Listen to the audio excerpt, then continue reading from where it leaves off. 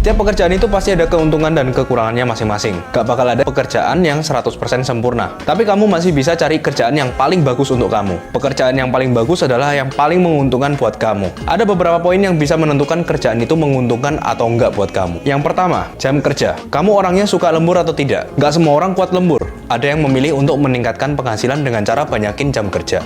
Ada juga yang memilih untuk meningkatkan gaji per jam. Kalau aku pribadi, lebih milih untuk meningkatkan gaji per jam. Jadi jam kerjaku normal, 8 jam sehari, 40 jam seminggu, tapi gajiku bisa sama dengan orang yang kerja misal 50 jam seminggu. Tapi tentu untuk bisa meningkatkan gaji kamu, harus cari pekerjaan yang ada jenjang karirnya. Dengan mengambil sertifikasi di Jepang, kamu bisa menaikkan jenjang karir. Contoh, kerja di hotel bintang 5. Awalnya gaji kamu 190.000 yen atau sekitar 20 juta rupiah di bagian housekeeping, yaitu merapikan kamar tidur tamu. Lalu kamu ambil sertifikasi di bidang food service, yaitu bidang pelayan restoran hotel. Gaji kamu naik, tapi jam kerja kamu sama. Lalu kamu ambil sertifikat lagi di bidang front office. Gaji kamu naik lagi, tapi jam kerja kamu masih tetap. Belum lagi jika kamu bisa naik jabatan jadi yang namanya floor manager. Yang dimana floor manager di hotel bintang 5 gajinya pasti di atas 300.000 yen atau sekitar minimal 31,5 juta rupiah. Biasanya kenaikan jabatan akan diberikan setelah kamu bekerja ya paling tidak 3 tahun dan kinerja kamu dinilai bagus. Nah, tantangan di sini ya kamu nggak boleh kendor belajar bahasa Jepangnya. Harus terus meningkat dan belajar untuk ambil yang namanya sertifikasi. Jangan lupa juga untuk tingkatkan kinerja kamu. Yang kedua, fasilitas perusahaan. Katakanlah gaji di hotel A 23 juta, di hotel B 20 juta kalau dirupiahin. Tapi untuk jam kerja itu sama, dan libur itu sama-sama 8 hari sebulan. Untuk potongan di hotel A, ini totalnya 31.000 yen atau sekitar 3,3 juta rupiah. Lalu potongan di hotel B, totalnya 61.000 yen atau sekitar 6,4 juta rupiah. Apakah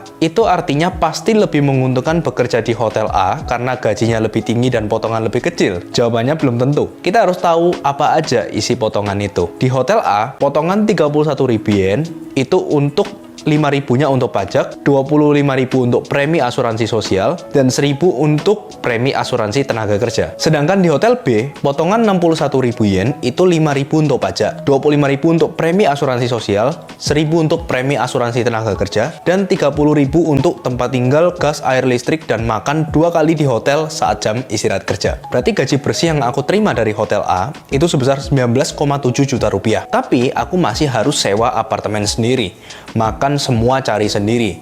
Gas, air listrik, dan internet masih harus sewa sendiri. Biaya apartemen sekitar 40.000 yen atau sekitar 4,3 juta rupiah. Makan sebulan itu anggaplah 30.000 yen ya atau sekitar 3,8 juta rupiah. Anggap makan 2 kali dalam 1 hari. Sehari 1.000 yen. Beli bento 500 yen sekali makan di convenience store. Internet, misal kita pakai Rakuten yang 20 GB itu 3.278 yen atau sekitar 350.000 rupiah per bulan. Gas, air listrik sekitar 7.000 yen atau sekitar 740.000 rupiah. Jadi total pengeluaran aku sebulan sekitar 8,6 juta rupiah. Itu artinya aku bisa nabung 19,7 juta rupiah dikurangin 8,8 juta rupiah, yaitu sekitar 10,9 juta rupiah. Sedangkan di hotel B, gaji bersih aku 13,6 juta rupiah. Tapi kan aku udah nggak perlu lagi keluarin untuk tempat tinggal, gas, air, dan listrik. Lalu makan di hotel aku juga udah dapat 2 kali selama aku kerja. Jadi aku cukup perlu keluarin sendiri biaya untuk internet dan makan saat aku nggak kerja saja. Untuk internet kita pakai yang Rakuten tadi seharga 350.000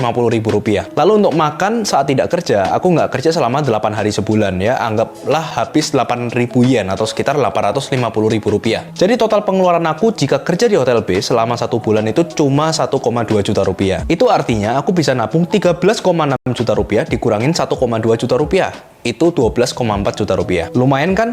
Tabungannya lebih tinggi hotel B 1,5 juta rupiah per bulan. Nah, jadi apakah gaji lebih tinggi, potongan lebih kecil itu selalu lebih baik? Jawabannya enggak, tergantung fasilitas dari perusahaan. Ini yang harus kamu ketahui sebelum tanda tangan kontrak ya teman-teman ya. Nah, itu tadi baru contoh yang gaji tinggi, potongan kecil loh.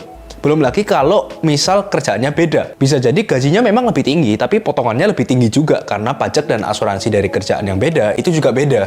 Tergantung jenis kerja dan daerah kamu kerja di mana. Yang ketiga, ini berkaitan dengan lingkungan kerja itu sendiri. Kamu jangan asal ikutan orang lain kerja apa ya. Kamu harus paling tahu dengan diri kamu sendiri, kamu cocok kerja jadi apa. Jangan gara-gara orang kerja konstruksi, kamu ikut kerja konstruksi. Nggak semua orang kuat kerja konstruksi. Jangan gara-gara orang kerja perawat lansia, kamu ikut-ikutan kerja itu. Kalau kamu orangnya paling nggak suka ngomong, bisa-bisa kamu stres sendiri, karena kerja perawat lansia itu setiap hari namanya perawat lansia ya pasti ketemu orang. Jangan gara-gara orang kerja pengolahan makanan, kamu ikut-ikutan. Kalau kamu orangnya bosan dengan kerjaan monoton, kamu nggak bakal betah kerja di pabrik. Makanya, kamu harus benar-benar tahu lingkungan kerja serta job desk dari kerjaan itu sendiri. Kesimpulannya, kamu harus perhatikan 3 faktor ketika ingin kerja ke Jepang. Yang pertama, jam kerja, yang kedua, fasilitas, dan yang ketiga, lingkungan kerja serta job desk. Apakah cocok untuk kamu tiga-tiganya itu? Ada yang cocok dengan pekerjaan lemburnya banyak, fasilitas dikit tapi gajinya gede, dan lingkungan kerja yang butuh banyak ngomong. Ada juga yang cocok dengan pekerjaan yang jenjang karirnya pasti, fasilitas banyak, gajinya standar aja nggak apa-apa, dan lingkungannya nggak banyak butuh ngomong dulu. Jadi sesuaikan dengan diri kamu sendiri. Pokoknya ketika sudah di Jepang,